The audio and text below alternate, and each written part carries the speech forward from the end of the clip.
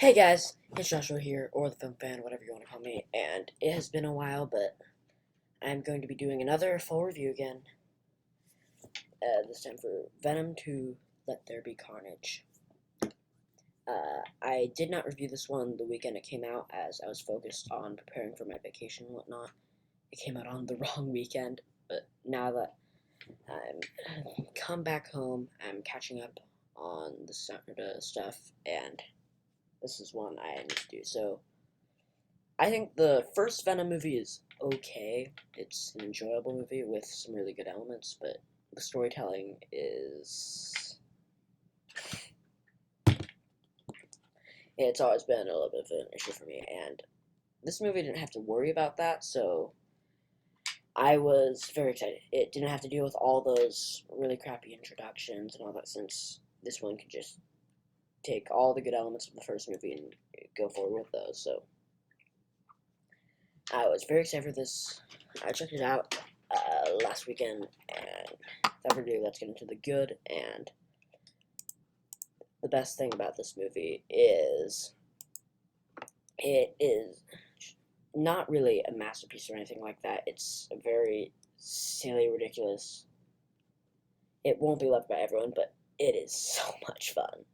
It takes everything that worked about the first movie, the Eddie and Venom romance specifically, and cranks it up to 11. There's so much fun banter between those two, and I ate it up. Another thing this film does that improves on the first film is the villain. In the first film, the villain was Elon Musk guy. I literally don't remember his name, and I don't care enough to look it up, so it's just Elon Musk. He was such a bland and forgettable character, and it made me miss Malekith from Thor the Dark World. This time around, we get Cletus Cassidy, who is so delightfully creepy and disturbing. He's so much more interesting, even if there isn't like a ton of depth to his character.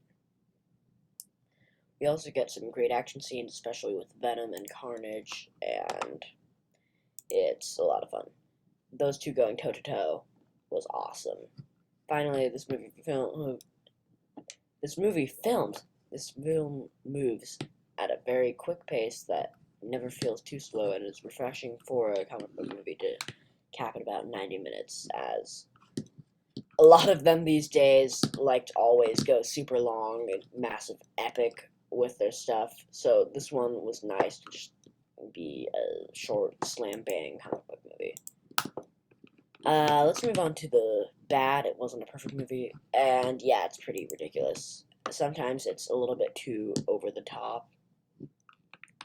There's quite a few moments that are just too silly and ridiculous for me even to laugh at. Sometimes it was a little cringy. But for the most part, the comedy worked. There were just a few times where it just went a little too insane and weird. And also, the other villain character in the movie is really not that interesting. Uh, the love interest character for Cletus Cassidy, he's really just kind of, or she's really just kind of there. And she doesn't really get a whole lot of screen time, or, well, she does her job for the story. And then there are a lot of subplots in the movie that I would have liked to see more of, but they didn't get a lot of time to develop. So, because as much as I do like the sort of 90-minute quick runtime, it does leave a lot to be cut out and shortened. And so it picks one angle to look at this movie, it just goes all in on that. There's some other areas I kind of wish it would explore. But so that's my take on the movie.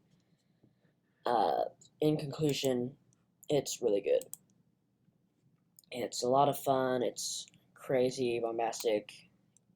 It takes the better elements of the first movie, goes all out with them. Carnage is awesome to see in live action. And I had a lot of fun with this movie. Thank you guys so much for watching. I'm going to give it a B and a 7 out of 10. I'll see you guys next time. Adios, amigos.